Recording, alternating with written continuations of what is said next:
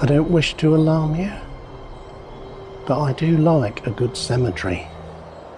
I don't know what it is, whether it's all the history or the not knowing who these people are who are buried here, or the stillness and the quietness. I'm not sure. And the older the cemetery is, the more interesting it is. But one of the problems with really old cemeteries like this one, the old cemetery at Stowmarket, is headstones get very overgrown. I mean, unless there's a lady called Ivy buried here, we've no idea who's there. Wouldn't it be interesting if you could get permission to clear all the weeds and the ivy and the growth off these old headstones and find out who all these people are?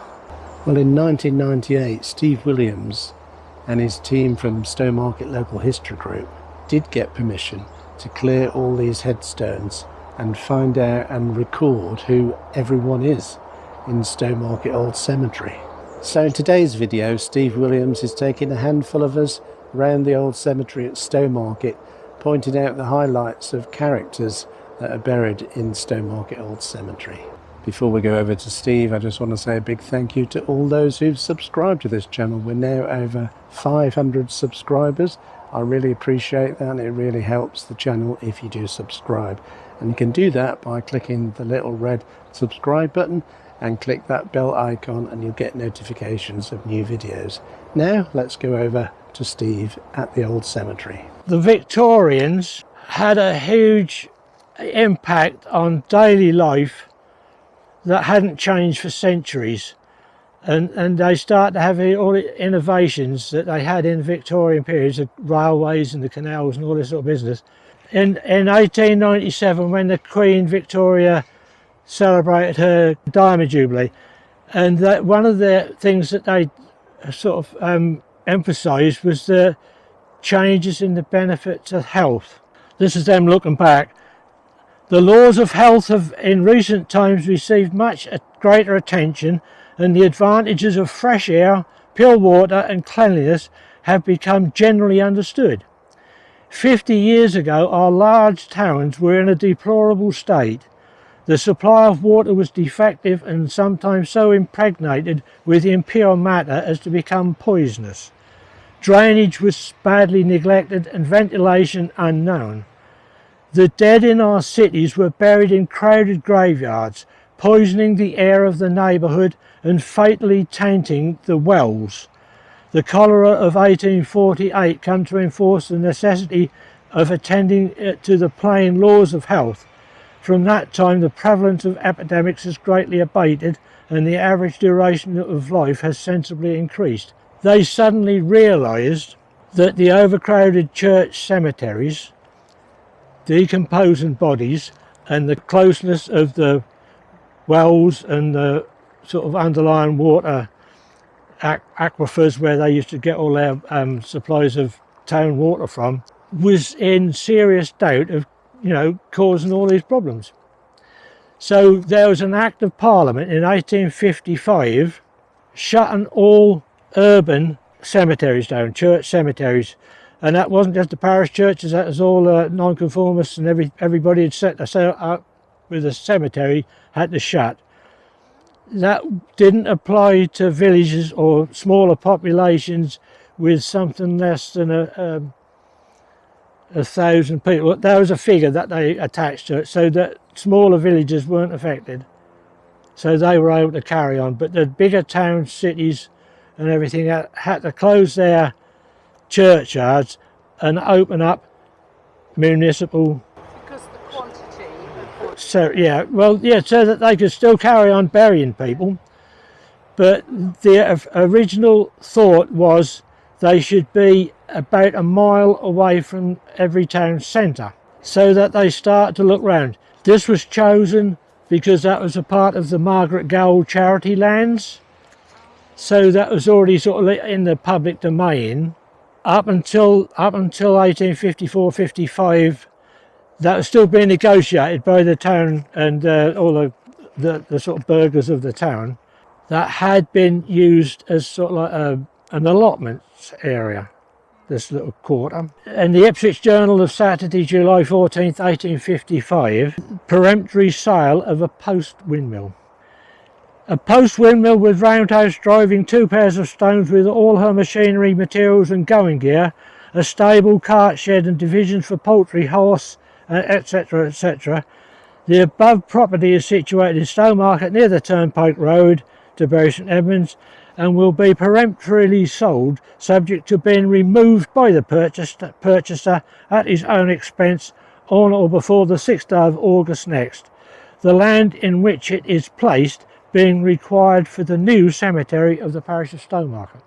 This is from the tithe map.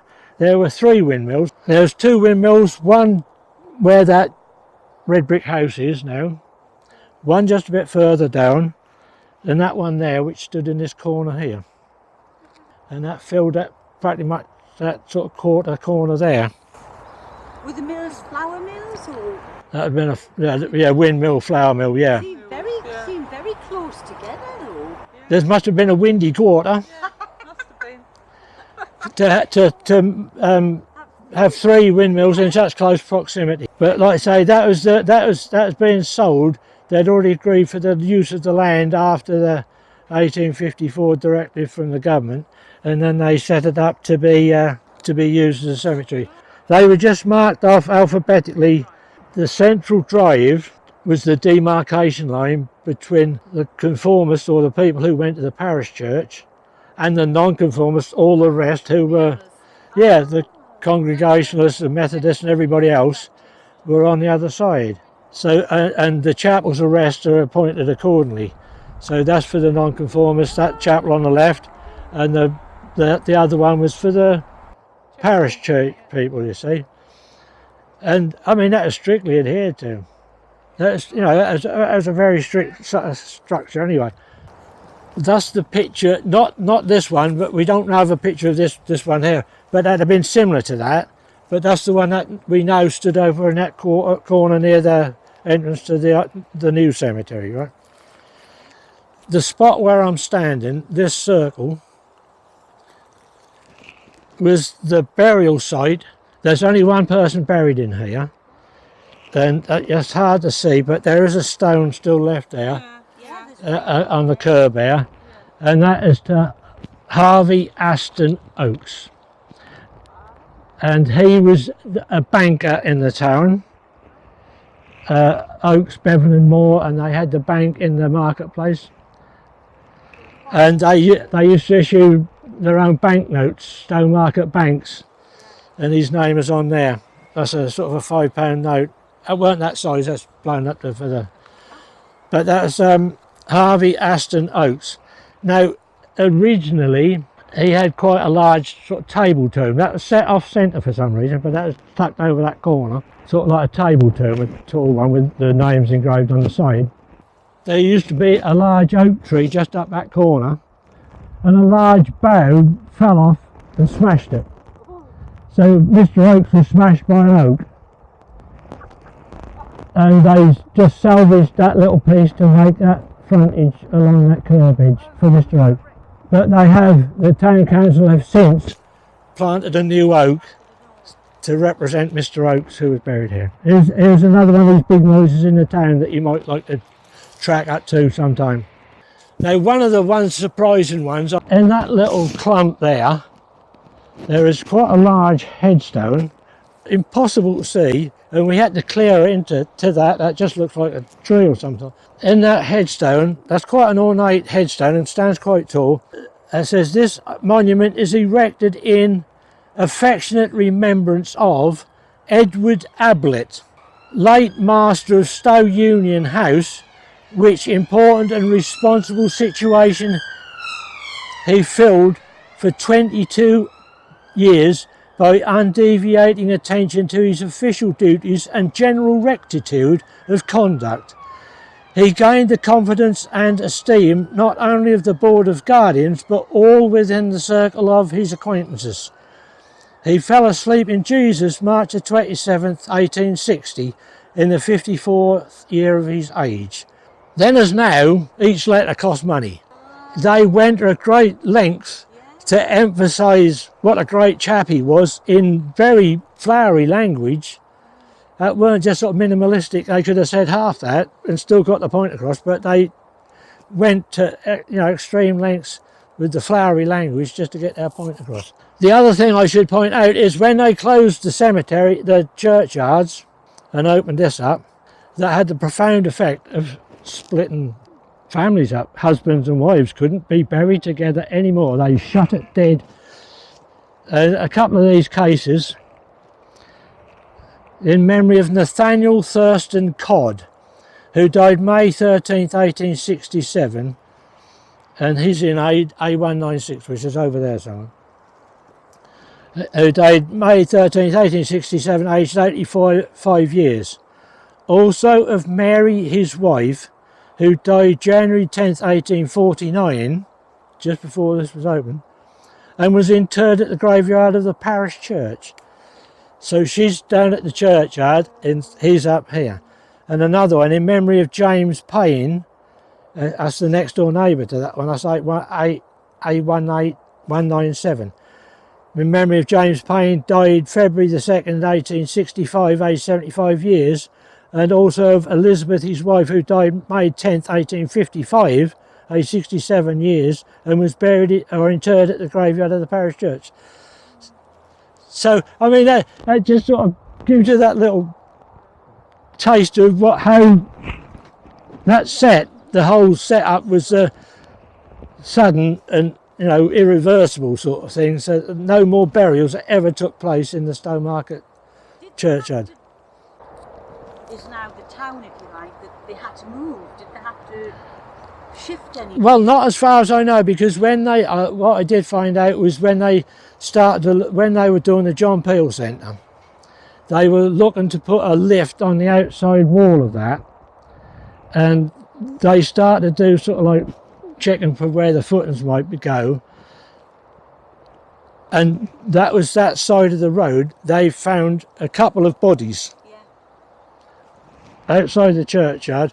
Whether they were suicide victims, they wouldn't allow them in consecrated soil, or whether they was unbaptized, or whether there's a half a dozen reasons why they wouldn't be allowed in this churchyard, but I don't know any more than that at the time.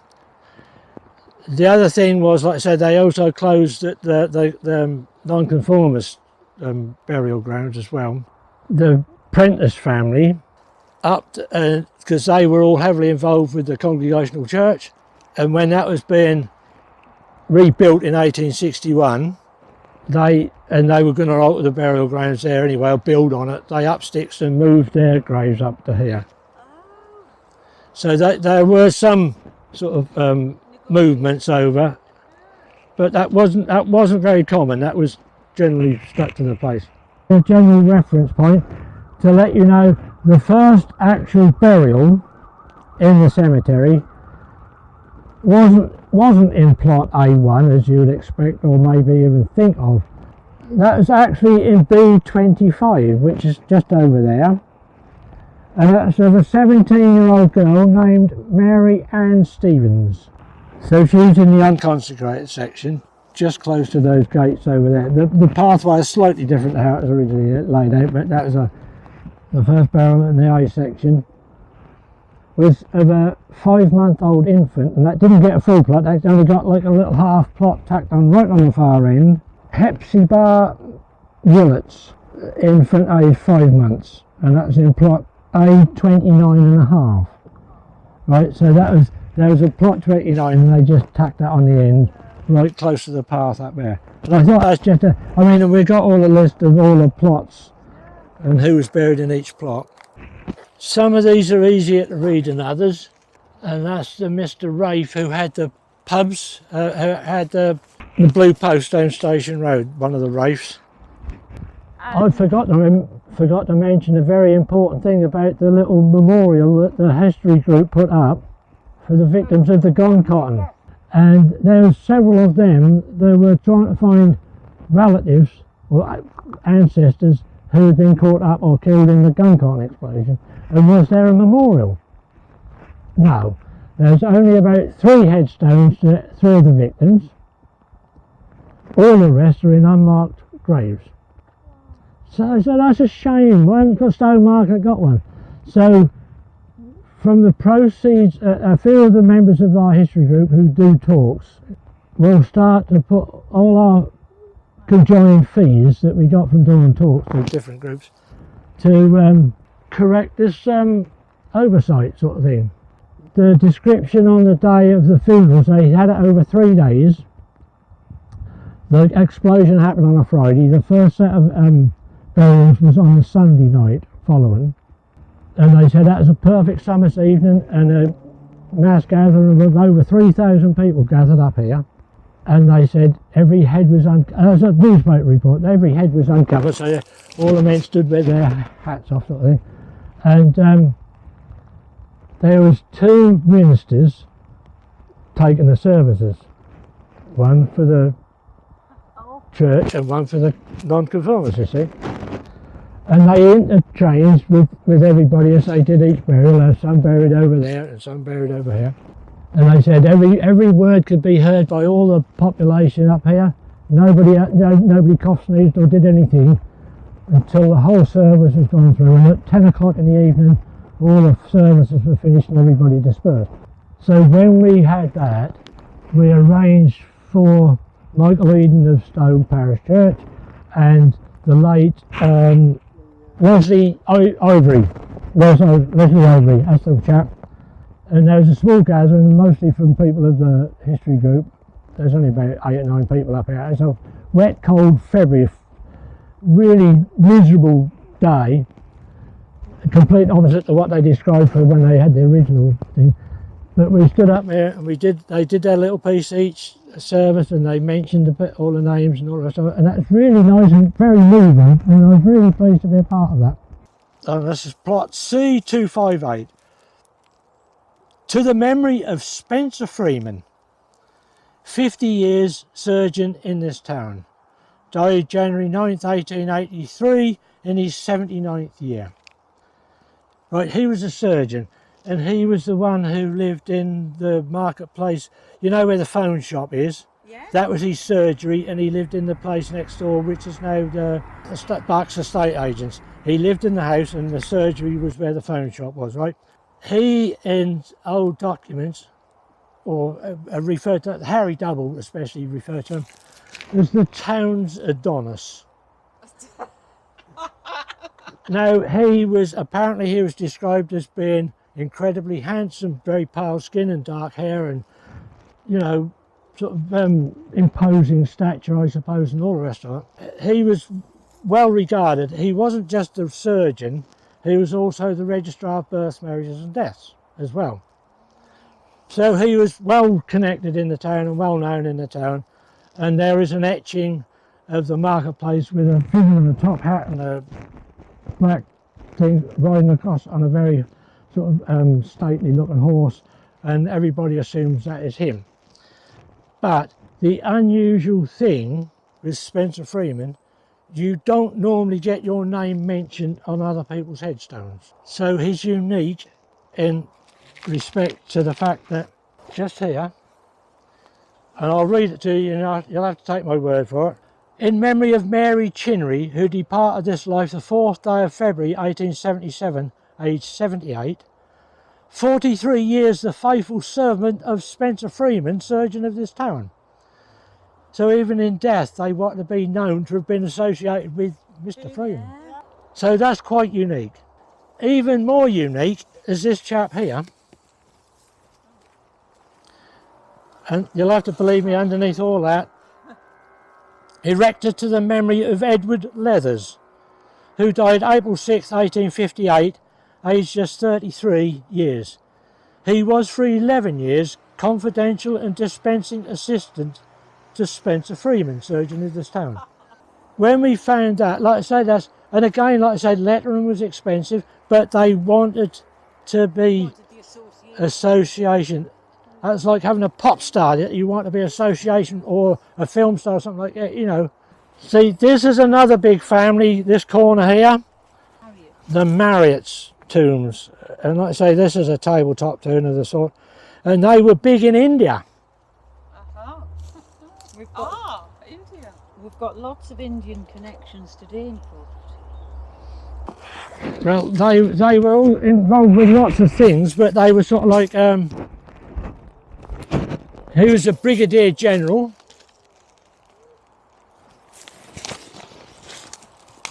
And they were connected. There was also the Becks, which was also married into the family of Marritts, and they were all, they were just big into married families, into everything really. But they were mainly military and involved with sort of like the running of India at its height. And that's obviously where Marritt's Walk gets its name from, because Marritt lived up the top there, in the big house next to the camping land. That big house, that's there. This section, which hasn't got many headstones in, we know there are a lot of infants, and not of any one particular family. There would be sort of 2 or 3 different infants from different families all buried in one plot and different things like that, which is a bit sad. But you know, one of these, and I can't say it at the moment, I think that's this one back here. This one is to John Bowby, one of the Bowby families. Tucked in there just out of sight is John George Hart. Because that says, the first one that says on one side, that says in memory of Anne, relict of John George Hart, departed this life October 15, 1868, aged 76 years.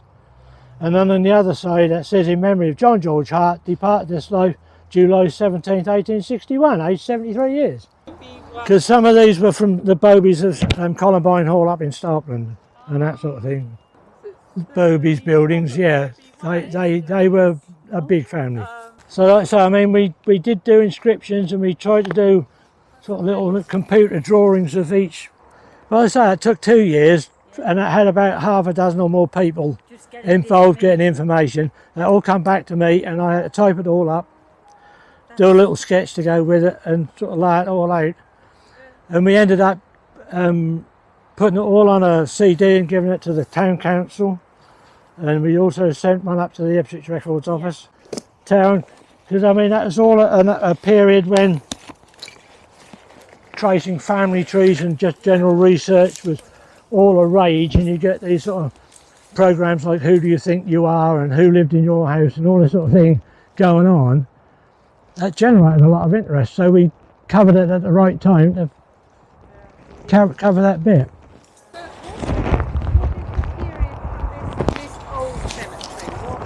Well, this like I say, opened in 1855, and that was considered full by 1891 or 2. So it didn't have a very long life as such. They didn't shut it right away, and again, they didn't do what they did at the churchyard. They did, if you've got a bought plot, you could be buried with your husband, wife or other family members. If you got a bought plot and that was reserved for you, they carried that on into the early 1900s if you got one.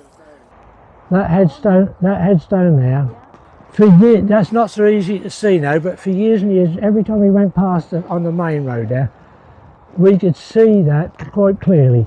And on the other face of that, you could just see, that was in very bold letters. You couldn't see any other details or any other inscription. Just see the name Kate. Once we were doing this, we discovered that was Kate Aldridge, and she was the older sister. And the actual stone was put up to her sister, and that's inscribed on this side. So that's another one of these two-sided ones. Yeah, that's not very easy to see, but when we did this one, we had to clear around it, and that's just sort of a fortuitous juxtapositioning. In loving remembrance of Owen Wayman, for many years veterinary surgeon of this town, who fell asleep in Jesus, 8th of February 1878, aged 70 years. And I thought he's overlooking the vets. But I thought that's nice for him, isn't it? Nice little touch for the guy. Near as I can get to the mass burial site of many of the parts of victims of the gun cotton explosion. They were in here, they don't know how many, but there's arms, legs, bits and bits of body. The gun cotton explosion. Like I say, we know some of them have got their own plots, but without gravestones. And there's two, I forgot to point them out. There's one over there near that chapel, and there's another one here near this chapel, who have got headstones, victims of the gun cotton. But there were several unfortunate victims that they couldn't identify or couldn't say whose bits belonged to who, so they put them in a mass grave here. Well, I mean, when we had considered that for the site of that memorial stone, but that is, nobody had said much. We thought that'd be better, more prominent in the centre circle, and people could see it easier. So that's how we left it. So this is where a lot of the victims were, or bits of victims, including probably one of the apprentices, because they never did a... One apprentice is named on the family headstone, or the tombstone, tabletop tomb in there, in amongst that thicket of brambles. This is Thomas Harwood's tomb, who was another Congregationalist and the Boys Brigade captain. Stowmarket Boys Brigade, Tom Harwood. So that's another apprentice. Just trying to find. Right, I think we'll have to call it a day now. I hope that's been of interest to you. It has, it's really been. I mean, there are several other little spots I could point out, but Well, I hope you found that interesting. If you've got any information or comments about the people mentioned in this video, or just questions about this sort of thing, do leave a comment in the comments section below. Thanks for watching, and do join me in the next video when I'll be with Bob Bailey. We'll be looking at the missing names of the Stowmarket War Memorial. See you in that video.